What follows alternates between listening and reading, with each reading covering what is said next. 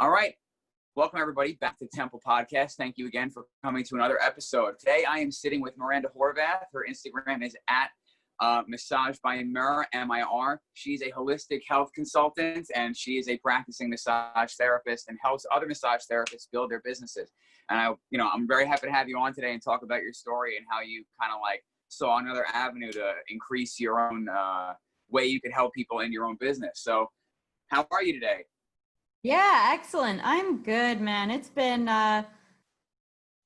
interesting. I think every day that you can wake up and think today's a great day, or you can close off the day feeling like today was a great day. I'm really trying to just absorb the gratitude of each day right now as much as I can. That's a really important lesson. It helps shape people's mindsets, being grateful for the things you already have, help you work towards the things you don't yet have, or the things that you want, rather, I should say. The things that you, So where are you from? I know we're on a time difference. Yeah, so I'm from Edmonton, Alberta. Well, I moved here about 10 years ago. I was from BC before that. So I just hopped one province over. I moved here when I just barely turned 20. And well, I guess I've been here for 8 years now. I'm like, am I 28? Yeah. So I've been here for 8 years and it's been really interesting. I mean, Edmonton has been good to me. It's really different, but it's good in like a different way. So I've enjoyed it. I've made a great network and great connections and great friends since I've been here. And now, has the Canadian response to quarantine and COVID and everything been similar to what's going on in America? I'm not really sure how it was handled up there. I actually think it was handled as best as it could for that type of situation. Like a lot of Canadians, every Canadian got some kind of support, right? Like whether it was employment insurance, like, oh, hey, you left for 1 second. Yeah. You're back. Okay. Yeah, like whether it was there was a connection issue. Yeah, that's the problem with Zoom. So yeah, no worries. Yeah, so I mean, everybody got some kind of support, even contractors like me, which is nice. Like self-employed people, we still got some kind of it's called the CERB. We still got some kind of support, monthly income support while we were shut down. So, and now masks are actually mandatory in public spaces starting August 1st. So they're really cracking down on it. Yeah. Oh, wow. And only starting August 1st. It's been like that for a while here already. Masks have been mandatory. Lots of things are closed. Hours of different stores are still off. Gyms are still closed where I am in New York. Gyms are still closed because it's such a high caseload out here. We're so close to the city, and then the population on Long Island is like very, very dense population. Yeah, so I think it's interesting to see how. I was just gonna say, I think it's different. It might be different because I always take for granted like how much space Canadians have. Like I think we have 31 million people. And you guys have in your country like 256 million people. So it's a lot more people. Like that, yeah. Yeah. It's a lot more people and I think a similar amount of land, Yeah. A very similar amount of territory if you don't count like Hawaii or Alaska. So how long have you been a practicing massage therapist? For 4 years. 4 years? Yeah. What made you choose that as your career? What about massage therapy was what got you excited? Yeah, it was funny because I know that you just did a podcast episode with Allie. Yes. And I know she's always wanted to be a massage therapist ever since she was little. I think she goes back to as early as she can remember, as early as 4 years old or something. And I know that she said her family, always knew she wanted to do that and everything. And that's a common story that I hear, between healers and practitioners, that they always knew they wanted to do this. And that actually wasn't me. I thought for sure that I was going to be a musician. I used to play piano and sing.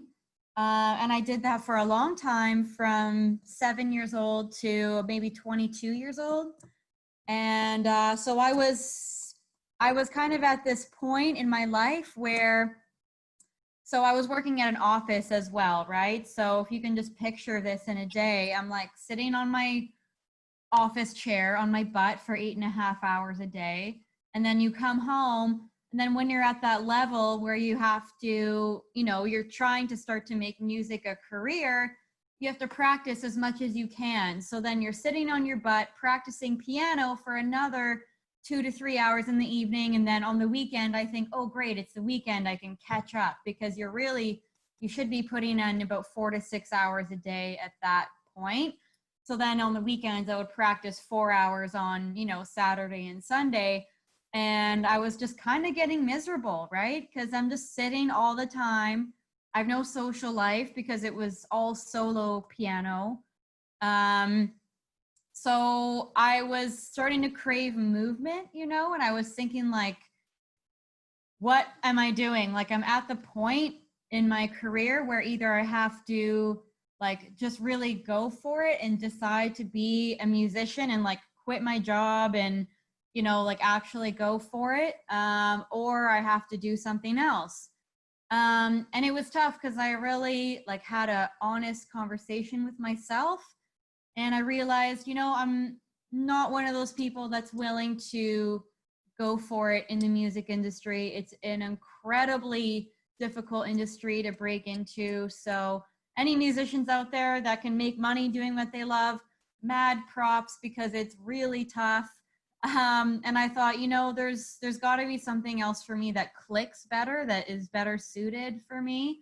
And massage therapy was just something that I came across because it was my roommate's boyfriend that had just done the course.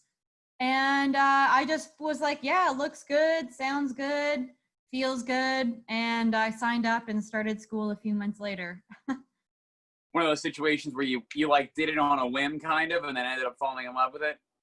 Sort of, yeah. Like it just made sense for, like, who knew, right? Like practicing piano makes your fingers so strong. And now like I'm a massage therapist, so it worked out, you know? I'm a guitar player. I can relate. I had a similar, I was in a band for a number of years, Oh, and it's so funny. I kind of had to choose between like going on tour, because we got an offer to, like, you know, it's a very I'm 24 and in a band kind of offer, where it's like, you all can like live in a van together and give me half your money, you know? And everybody was for it, and I had to kung fu school. And you know, I had just started teaching. I was more than halfway towards my black belt. I had a few years left, and I had to make a decision as to whether I was going to chase martial arts or that. And I chose that. You know, I chose martial arts, and you know, I love those guys to death. They're actually, if I can plug them real quick, they're in a band called Boar that just released another EP. And they replaced me with a guy named Danny Coachby, who's, I think I'm pronouncing his last name correctly. If you like heavy music, very good. Very, very Nice. good to work out to also. Their EP is awesome to work out to. But those guys went with the dream. You know, they kept it going. And I'm sure you still play your piano. Yeah, You I know? play like once in a while, but honestly, running a business like takes up, like, especially in the first few years of business, right? It takes like everything you have. So not as much I'd like to, but there's a goal in there Yes. for sure. I am feeling that now. I have a goal where I try to pick up my guitar and play for like at least an hour a week, which doesn't sound like a lot, but when you've been playing for almost 20 years, you know, like an hour a week is at least better than nothing, you know? It's like, it's something, but I forget. I forget that I play sometimes. And then I pick it up and I'm like, I used to be good at this, but I don't know if I'm good anymore, you know? So I like didn't want to lose it, but you know, you have so much on your plate that you want to work on. And I'm sure you have so many clients that you're dealing with constantly talking to. That's part of what you do as a consultant. And you'll do that with anybody in the world. So your time zone kind of has to bend to theirs a little bit, right? Kind of like we did today. Like it's early for you, and it's almost lunchtime here. So, you know, Yeah, I I felt mean, bad like I've making you wake up. Yeah, no. I mean, this is perfect for me because I'm just starting my day. Like, I'm not really a Yeah. morning person. So, yeah, so this is perfect. It's been crazy because since COVID, I've had trouble sleeping, even though I'm actually not I'm feeling a lot better now. Like, I wouldn't say I'm actively stressed about it day to day. I'm really getting used to like the flow of how things work in the clinic more so now. But I was talking to a few people because I'm like, I can't sleep past 3:30. I'm always waking up at 3:30 every morning. And that in Chinese medicine, I guess that is associated with the liver, right? With Yep. waking up around that time. And the emotions in the liver are like Yep, 3 to worry 5. and yeah. It's like worry and fear between 3:30 and 5 a.m. And I always wake up between those times. And so I guess it's like, even if you're not actively stressed about it, it doesn't matter. It's still like a collective trauma. It's still in your subconscious and it still is something that I think about. So I'm definitely struggling with that, even though, so, if I do things like this or a work day or what have you, I usually don't start till 9 or 10 because I know from like 3:30 to 8 a.m., I'm just like laying there resting, just trying to like calm myself because I don't want to, I kind of can spiral out if I'm not getting enough sleep, right? So I Yeah, just still really try to just again, rest there and like meditate. You know what I mean? meditation is really key, especially when you're having trouble sleeping. Like, or like other countries do siesta, and as your own boss, you can kind of schedule that in. And on days where I did that yesterday, I needed it. I meditate. I did like a half-hour guided meditation because I couldn't get my head out of my butt, and you know what I mean? Those days when like you're just so stressed and you have so much on your plate, and you're kind of like, what am I doing? And why am I doing it? I should just go work for somebody. And Yeah. and it's like, like I should just go get a job and do what everybody else does and clock in and clock out and go home and hang out with the cat and my girlfriend, and that'll be the end of it. You know what I mean? But then you give up. You can't do that. So I needed to get my mind right. So I did a guided meditation for like 30 minutes. And then I was like, whoa, I need to take a nap. And I just took like 30 minutes and I had a great night. I went, taught a class and felt good. And sometimes it's really important to know like that, what you need, know that time frame. Now, you ever heard of ear seeds? Do you know what ear seeds are? Yeah. Yeah, I had a feeling, but if I'll use them on myself. So if you know that you're having issues with the liver channel, you could always put ear seeds on like liver 3, heat clearing, Li11, and then ones in the sides at like spleen 21, and that'll help kind of get everything moving between like the relationship between the liver and the spleen, and getting rid of the heat that gets trapped in the liver. Yeah, it's really cool that you say that because I do work at a clinic that has massage therapists, but has a heavily influenced Chinese medicine culture. And so I'm getting acupuncture about 30 minutes once a week just to help me with my sleep as well. The girls there are great. Oh, that's great. Yeah, they're really helping me out with it. And it's just been interesting learning more and more about this as you get older and like ailments and things start to pop up, right? And they don't just like go away like they used to. So now you have to deal with it. And that's when I've actually really come around now. I used to be kind of like butting heads with the energy healing industry, like personally, because I really care about being like a business professional and very practical. That's just the way I am, right? And I mean, like, not to generalize, but a lot of energy healers can sometimes be a little flaky, right? And just maybe not professional in some way, right? And I did run into that quite a bit. Yeah, and I wanted to like separate myself from that, right? Like, oh, that's not me. And I was kind of making it like I have something to prove, like as like a young massage therapist, I guess. And but there was a really powerful lesson that I learned with it because I was distancing myself from it. And I ended up like really feeling really heavy and kind of agitated and frustrated.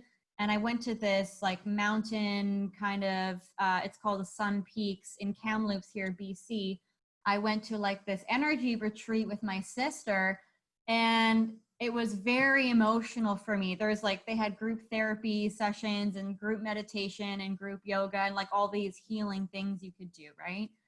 I did my first forest walk, you know, and I was like crying the whole weekend, like tears streaming down my face. And I'm like, this is just so powerful. Like, it really makes me realize that you have to take what benefits you from every industry and learn from every industry. And just because there's a small group of people that are maybe flaky, it doesn't represent everyone, right? And now I've really absorbed that a lot more through this experience with COVID, like just trying to understand how important it is to work on your energy, just like stretching every night, just like exercising, just like if you had a personal trainer or a nutritionist, like it's just as beneficial to have like an energy practitioner working with you, you know?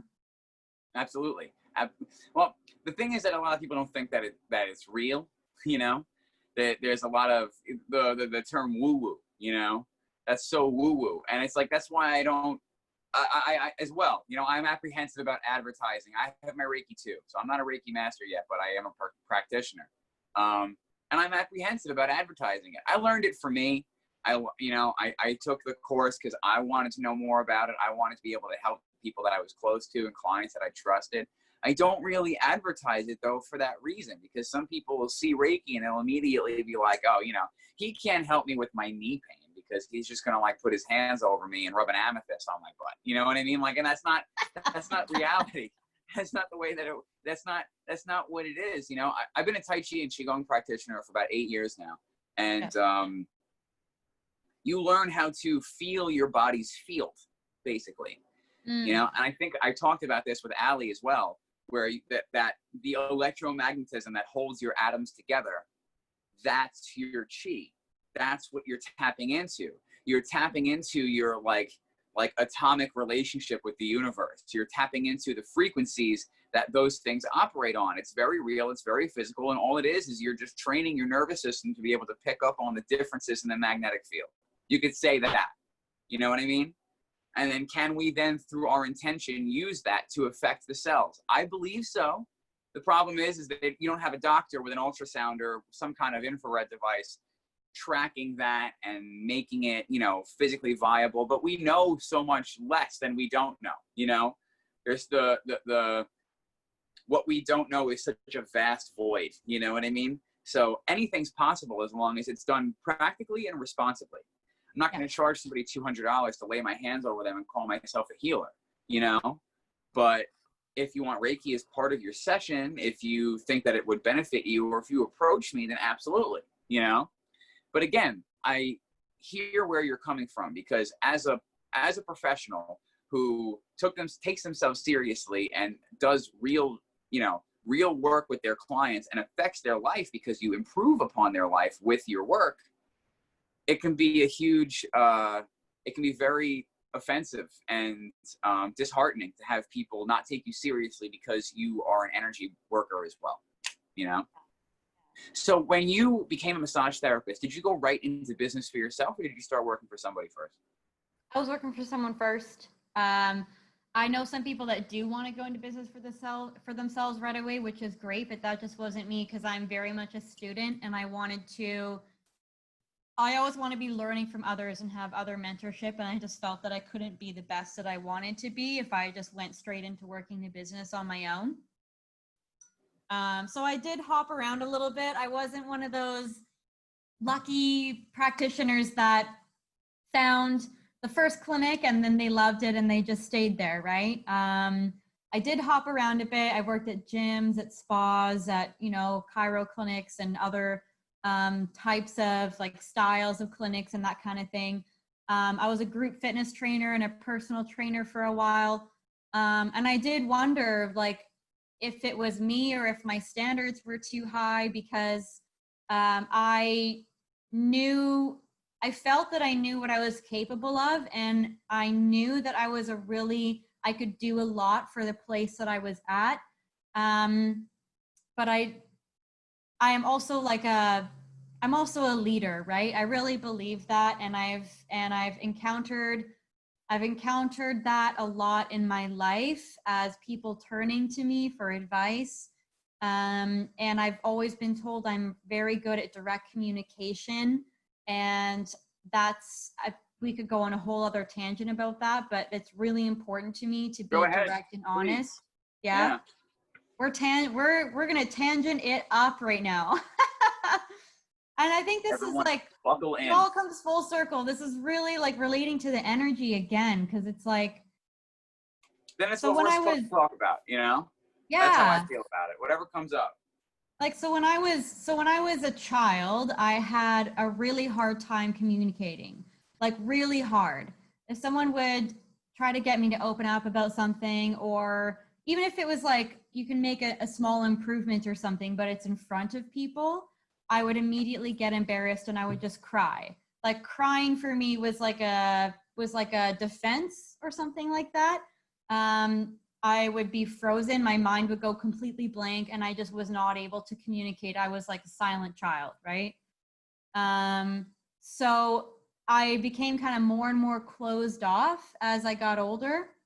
And I think that's now why, I never would have thought that I would have a business where I'm getting my face out there so much and talking about myself so much.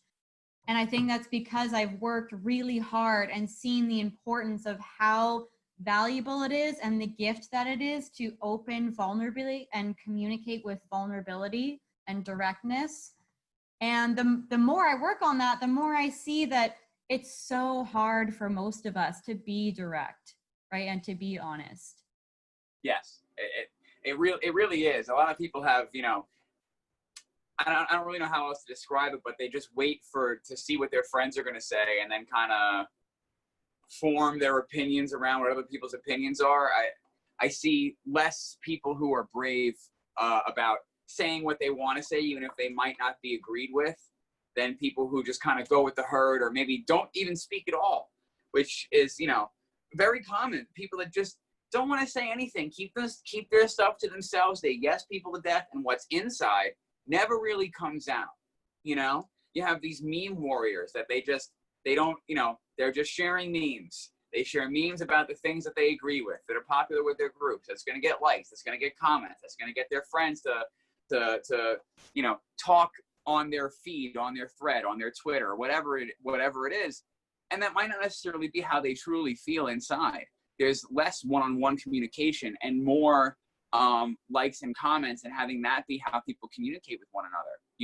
How often are people on the phone? How often are people in Zoom calls? Especially now. I feel like in the last few months, we've been locked down for a while.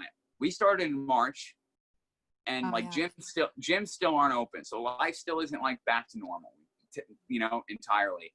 And people are very afraid and very paranoid. I have a lot of difficulty finding new clients because some people I want to see your test results. I want to see your nasal swab results. I'm not comfortable with it. It's difficult out here right now with how people are in their minds. And I feel like it's had a big effect on mental health because people aren't out there talking to each other, and we're communal animals. We're meant to have tribes. We're meant to have groups around, and to go and be with our people and do things like go to concerts, go to restaurants, be surrounded by each other's energies again. So when you're absent from that and you don't have a practice where you can then tap into all the other energy that's out there, how do you keep yourself sane? How do you separate the line from what you're thinking and reality? You have no reality checks. And that's I feel is a huge issue. So what was it about your childhood that made you feel like you couldn't communicate, or was it just something that you needed to get over? Was it just like a barrier that you had? I would say broke through, or? Well, I was the youngest child, so and we're in a loud Italian family, right? So Same. A lot of I hear you. yeah. And my mom was a single mom, right? So it was just her raising me and my older sister at the time.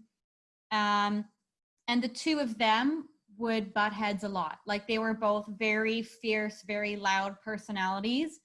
And they were very confrontational with one another.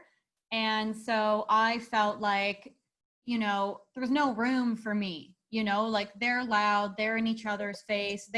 My sister was, I think, maybe like the bad teenager. She was a lot more rebellious than me. So she was always getting in trouble and stuff like this.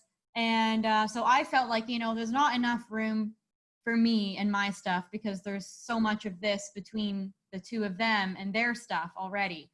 So I felt like I had to kind of quiet myself down and be the mediator in order to accommodate the energy of these two people. And I kind of shrunk myself inwards. I feel like there's a lot of people that are going to be able to relate to that, Yeah. So there's a lot of people out there that are going to be able to relate to that. That's, you're not alone. That's a more common story than you may think, like you're not alone out there. There's a lot of people that go through very similar situations. And was there a turning point? Was there a moment where you knew that you had to, that mentality, that you didn't need to shrink yourself, that you could be who you wanted to be? Was there a moment where that kind of woke up in you? I would say it's been a daily practice. I would say not really until my early 20s. There was a lot. Eventually, my sister moved out, and then there was some traumas in the family. There was some stuff that happened when I was a young teenager that made things really hard. That kind of made it worse too.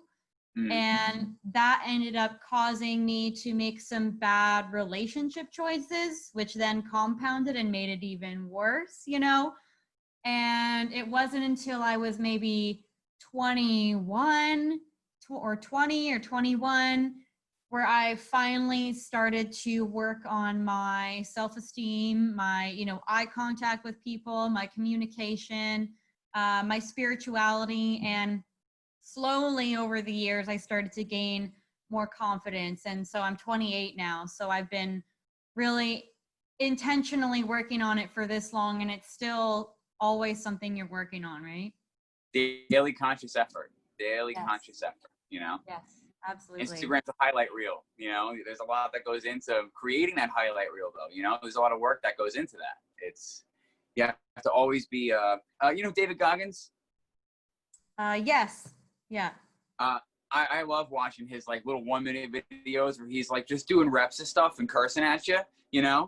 I love his stuff. Stay hard. It's I will, David. It's very he's so I think I just stole that joke from Joe Rogan, but I was just watching his videos this morning because it's true. I don't always wake up when I want to work. I don't always wake up and want to work out or do. I got to do I'm my media department. I'm my web developer. I'm my advertiser. I'm my clerk, I'm my clerk, my cleric, my accountant. I'm everything. I'm all aspects of it. I wake up in the morning and Jen's like, how you feeling? And I'm stressed. She's like, you just woke up. I'm I know. And I got to deal with that, Yeah. And put it away and keep moving forward and not let it weigh me down, and have it be something that makes you stronger. So you have to have that daily conscious effort to be who you want to be. And now, not saying that there's anything wrong with somebody that goes to school for a thing and gets a job from somebody and then they're happy. The whole point is that you're happy and that you're doing what you want to do. And that you kind of I feel like a lot of massage therapists have similar kind of stories there where it's a very similar story to me, to a lot of people that I went to, maybe not Allie, who just always knew that she wanted to be a massage therapist, but me, a lot of other people that I went to school with I was 28 when I signed up to go to school, you know, or 27, 28 when I decided to go to school. And I was a mechanic for a long time. Oh, okay. And it was huge career change, but it's what I knew I wanted to do. And it tied it in nicely with everything that I was already doing at Kung Fu. It felt like completing the package, and then a footstep to going back to school for acupuncture, because my teenage years were a little rough, and I didn't graduate high school. So I needed to be accepted into a place that accepted GEDs.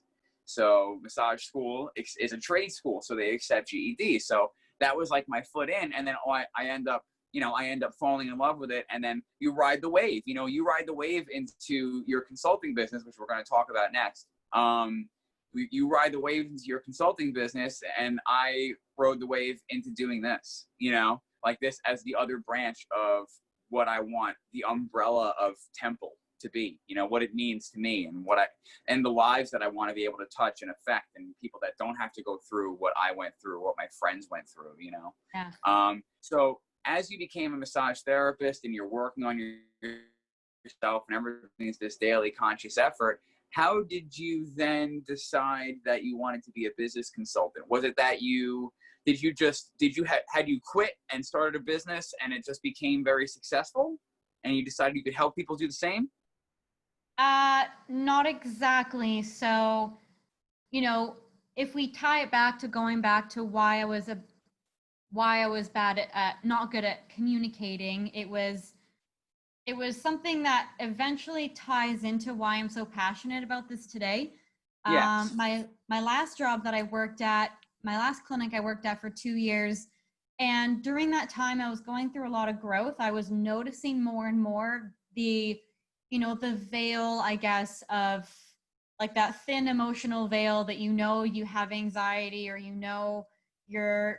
you're not who you want to be exactly, and there's just like this film or like something that's clouding you, and you feel like it's kind of preventing you from fully being who you want to be, and you react ways that you wouldn't want to react normally. And like I was quick to frustration, right? I had like a short fuse. And so I was at this point working on myself and getting better self-esteem, and I was kind of like getting more confident. And so with my last employer, it was tough because she moved out of the country shortly after hiring me to Australia. So we couldn't really get a hold of her, only maybe 2 hours a day because of the time change. And yet there was this team here, right? And just because of my personality, I ended up picking up a lot of responsibility, and people started coming to me to tell me things they were complaining about. And I would think, yeah, that's great. Like, what you should tell the boss that, like, really, right? Like, why don't you talk to her about it, right? Yeah. Oh, I don't want to bother her, or I feel guilty, or other like limiting emotional beliefs that they have for not communicating to the boss or talking to me about it. And so I eventually got everyone together, and I was like, what do you guys want to say? And I like wrote an email, to the boss and sent it to her of like what everyone was hoping to say. And we all kind of got together and like I organized it. And it just was one of those really valuable experiences with me trying to grow myself, realizing what impact the business has with me not being patient, or me wanting to work on my patience and my communication and my leadership, and then seeing how other people can't be direct and how their communication skills affects their business as well, right? I was always a super busy RMT. People were wondering why I'm always so busy. It's because I had a desire to build my business that was far beyond any fear that I had. So I just was able to pick it up and pick up clients quickly, and other people struggled with it. And I realized, there's something here, like this all ties in together, right? Like I have these leadership skills. I'm seeing the extreme limiting beliefs of myself and others and how that impacts your practice. And I love it. I love the leadership. I love teaching and educating. And I really think that me being a coach has made me a better person as well. It forces you to be your best self. And that's what I love about it the most. Yeah, you can't let anybody down. Yeah.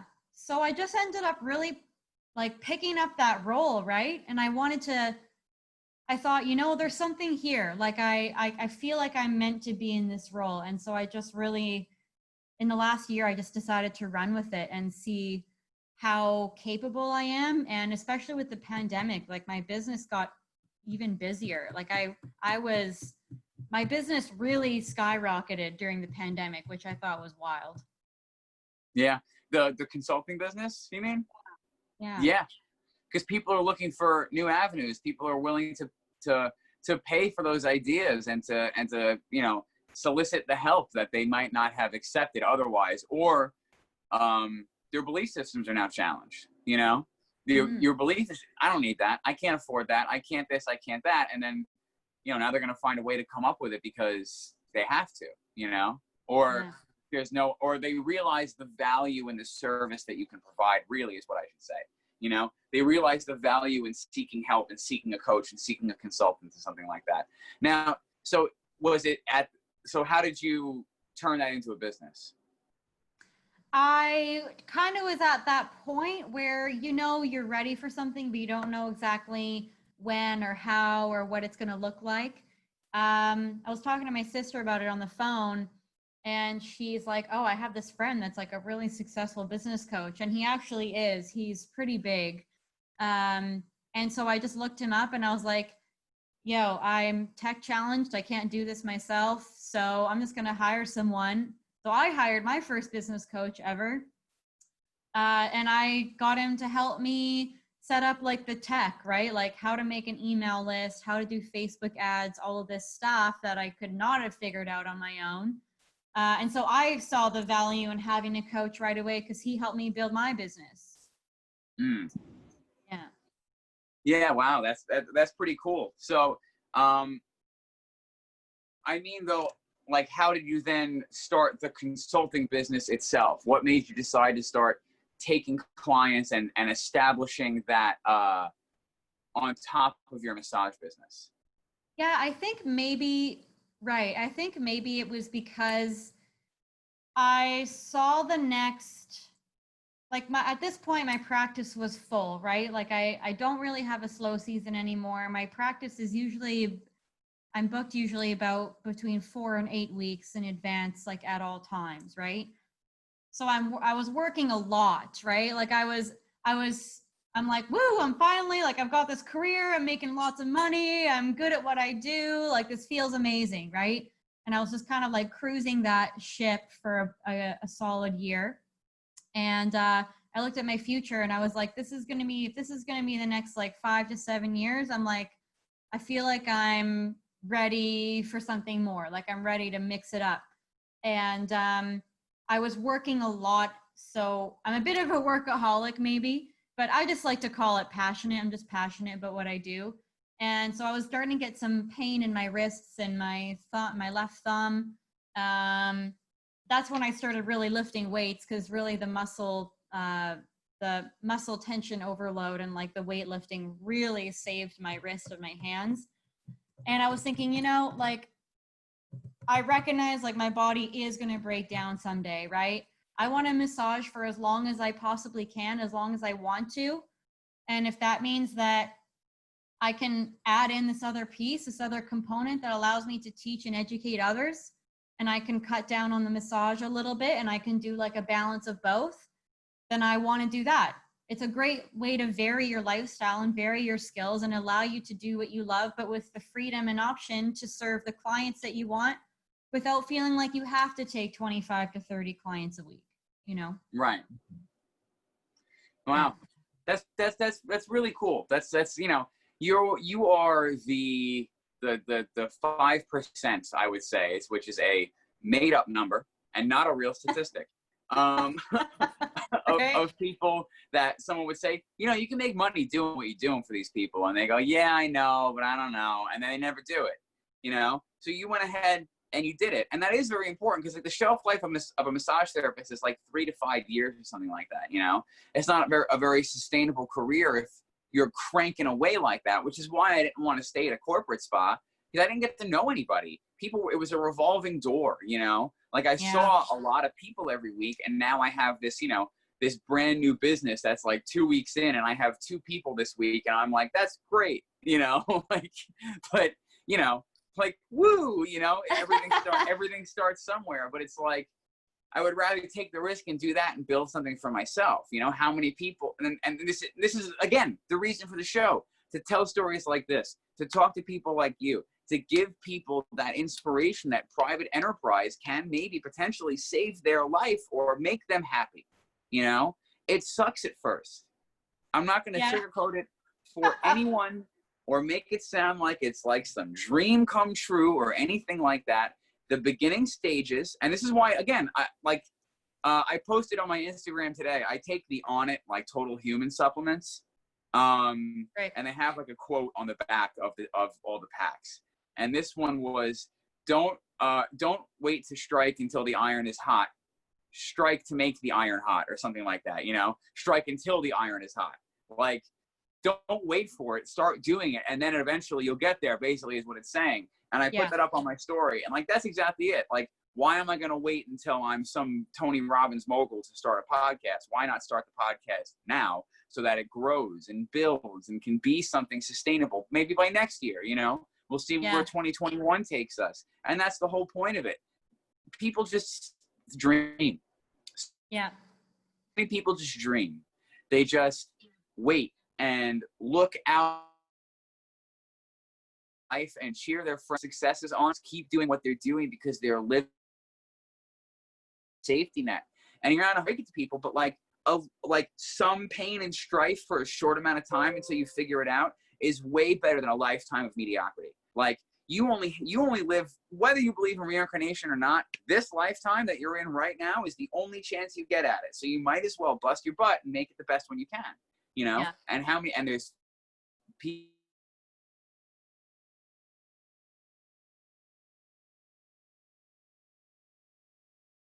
who have gone, and that's exactly inspired by. And all right, so what's your website?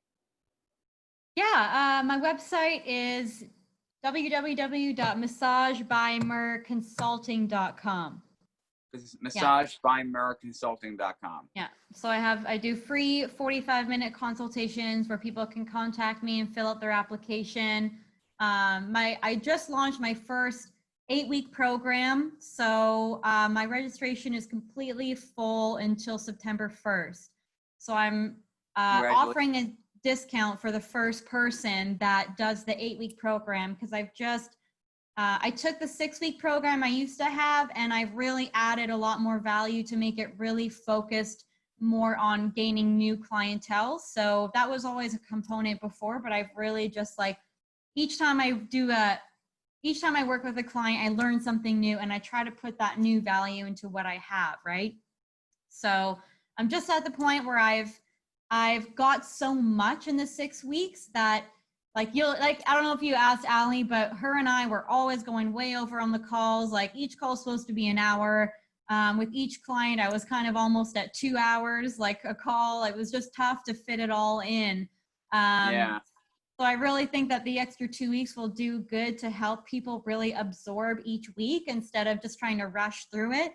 So I did my first 8-week launch, and I'm offering a discount to the first person that signs up for it. So I'm excited for that. And I'm starting to target some businesses as well. Like, I really want to, go to the source instead of, right now I catch people where they're so, disheartened or disillusioned with their current clinic situation that they want to launch their own practice. And that's kind of how I meet people, is when they want to transition or create something of their own.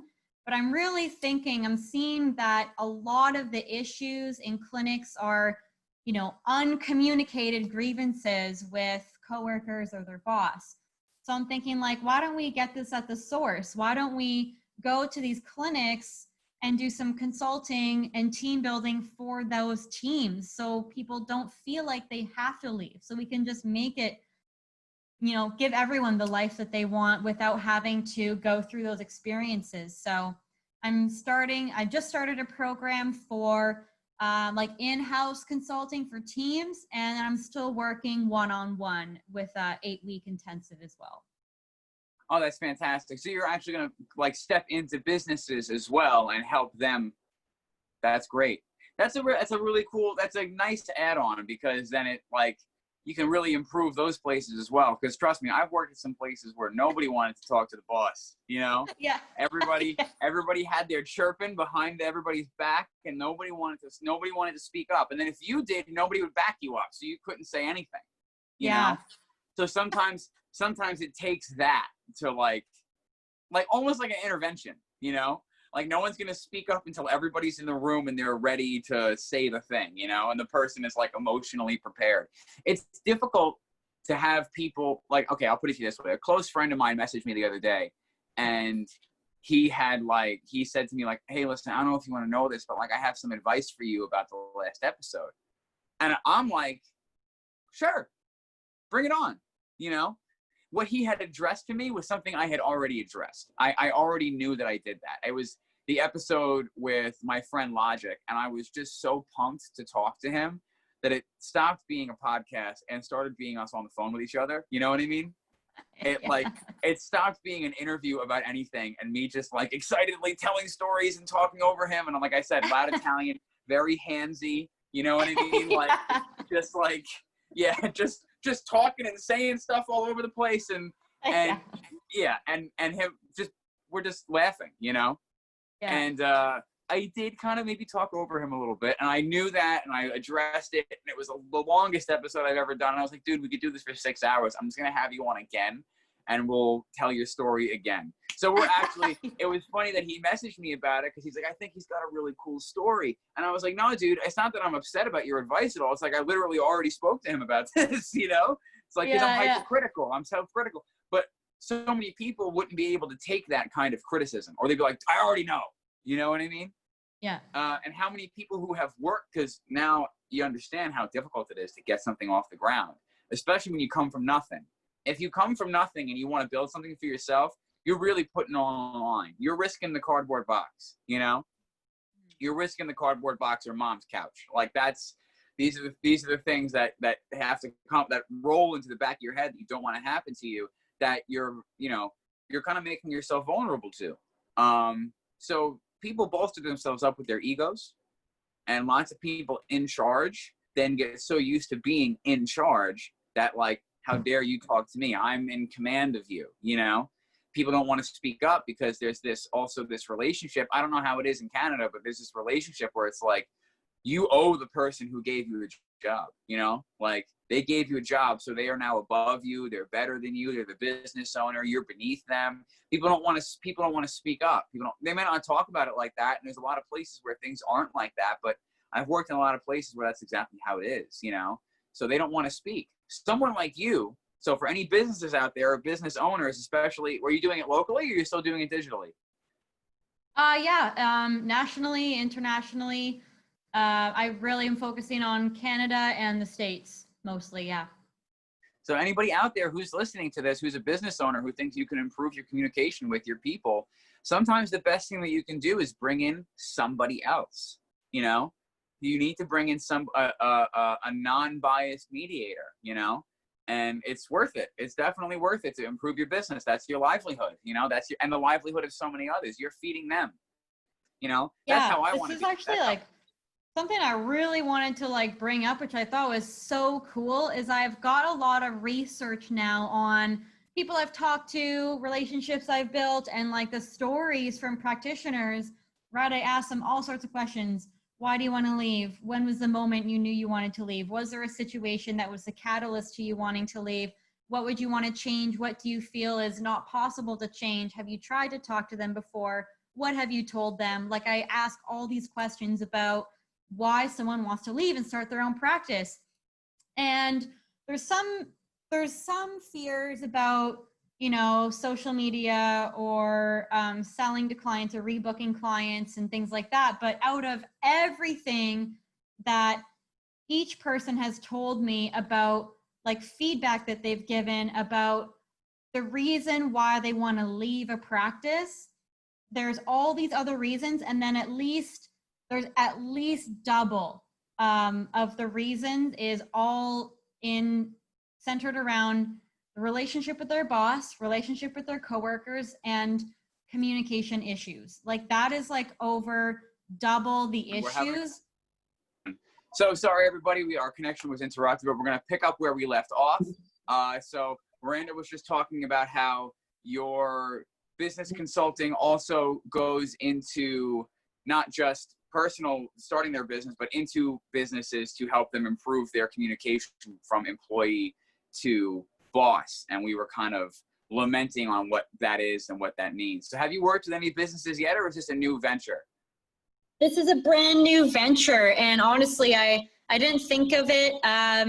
It's been kind of a dream of mine for the last few months after I've seen from working with people how the data supports that, you know, out of all the reasons people have for leaving a clinic, at least 50% of it is issues with their boss, communication issues, issues with their coworkers, and issues about uncommunicated grievances. I thought that was so interesting that I was like, this is like a natural next step, I think, for me.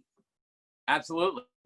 And we were discussing how some people don't want to speak up and talk to their bosses, and then you can come in as this mediator.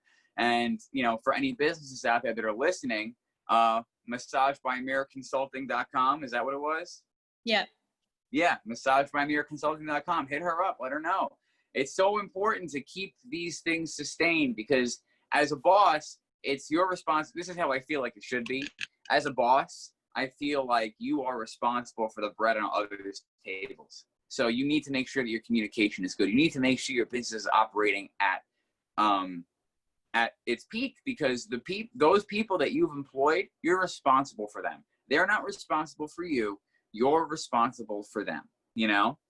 And if they're a good fit for the business and they're in there because you decided to have them in there, you are responsible for them. So taking the steps necessary to improve, very, very overlooked and important aspect of being a boss and being in charge, you know? What inspires you now to help people? What inspires you? What's that thing about it that gives you the high?